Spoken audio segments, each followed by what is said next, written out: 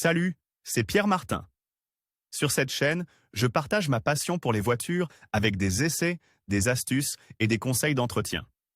Revenons donc au sujet de la vidéo. Le principal avantage d'une voiture au GPL est certainement l'économie réalisée à la pompe. Par rapport à l'essence et au diesel, en effet, le gaz ne subit pas de forte hausse de prix à l'achat et constitue un carburant résolument plus respectueux de l'environnement. Qu'est-ce que le GPL ?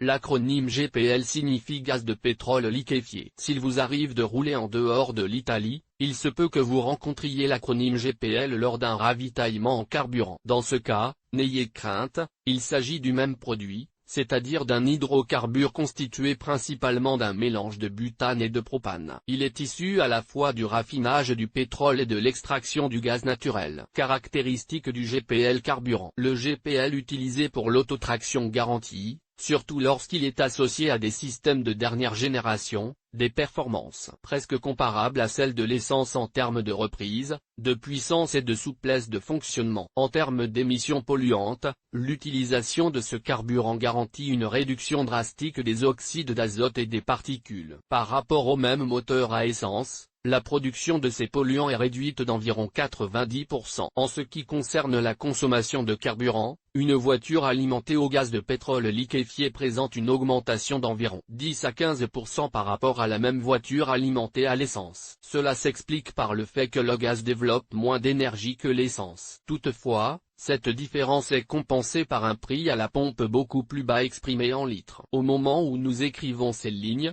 un litre d'essence servie, comme nous l'expliquerons plus loin, il n'est pas encore possible de faire le plein de GPL en libre service en Italie. Nous utiliserons donc le prix servi à titre de comparaison, coûte environ 1,5 €, contre 0,55 € pour un litre de GPL. Si l'on veut faire une moyenne, les économies en termes d'euros par kilomètre peuvent théoriquement être quantifiées de l'ordre de 40%. Toutefois, cette valeur ne doit pas être considérée comme absolue, car il existe des différences substantielles entre les systèmes qui équipent aujourd'hui les voitures fonctionnant au GPL, et la consommation de carburant varie d'un type de système à l'autre. Fonctionnement du système GPL. Un tel système peut théoriquement être installé sur n'importe quel moteur à essence, qu'il soit alimenté par des carburateurs ou par un système d'injection électronique. Le réservoir de gaz doit nécessairement être installé à l'arrière ou au centre de la voiture, la bouteille remplissant le logement prévu à l'origine pour la roue de secours. Par un système de tuyaux métalliques,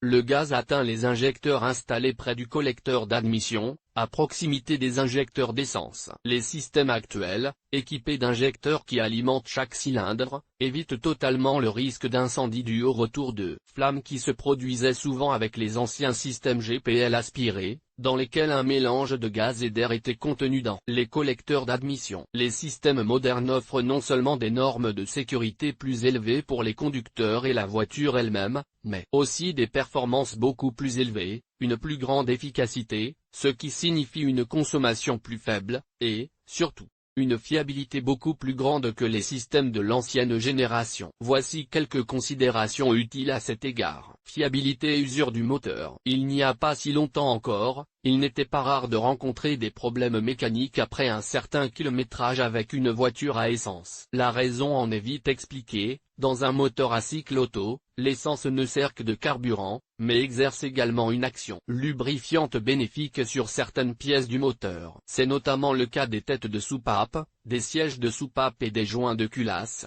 tous des composants soumis aux températures les plus élevées lors du fonctionnement du moteur. L'essence est injectée sous forme liquide et, lors de son passage, elle atteint ses composants, abaissant leur température de fonctionnement avant d'être enflammée lors de la phase d'éclatement. Avec les anciens systèmes GPL, l'injection d'essence était totalement exclue une fois le passage au gaz effectué, généralement après quelques kilomètres et alors que le moteur avait atteint la bonne température de fonctionnement. Sans le pouvoir lubrifiant de l'essence, les premiers organes mécaniques à souffrir étaient précisément ceux qui travaillaient à des températures plus élevées. Les automobilistes en font les frais et sont souvent contraints d'effectuer des travaux d'entretien assez lourds, il n'est pas rare de devoir refaire les culasses, les sièges de soupape et de remplacer les tubulures d'admission paragraphe. En outre, il faut tenir compte de tous les désagréments qu'entraîne une immobilisation prolongée de la voiture à l'atelier. Pour remédier partiellement à ce problème, les automobilistes ont été contraints d'utiliser des additifs spécifiques,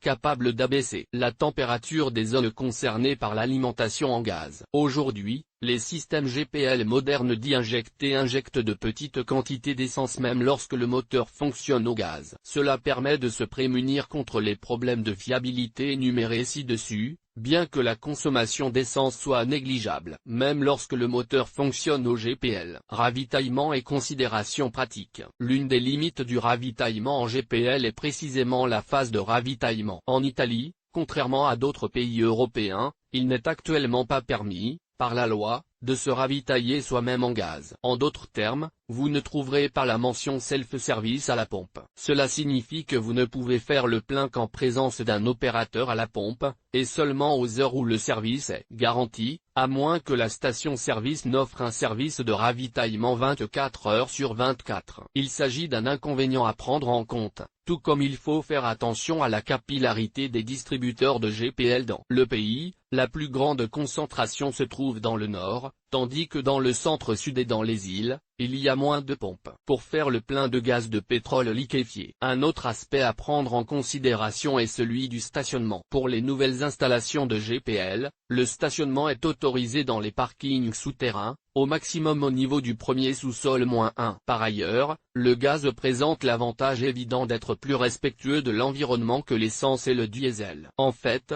les voitures au GPL peuvent désormais circuler même en présence de bouchons, un aspect à prendre sérieusement en considération. Si vous vivez dans une ville métropolitaine et que vous ne voulez pas ou ne pouvez pas utiliser les transports publics pour vous rendre au travail. En conclusion, le choix du GPL, qu'il s'agisse d'un véhicule de deuxième monte ou d'un véhicule monté en usine, doit être fait en tenant compte de tous les facteurs énumérés ci-dessus et, dans tous les cas, en évaluant ses propres besoins afin de comprendre s'il vaut vraiment la peine d'acquérir une voiture à gaz ou de préférer un autre carburant. Publié dans Voiture GPL Guide d'achat.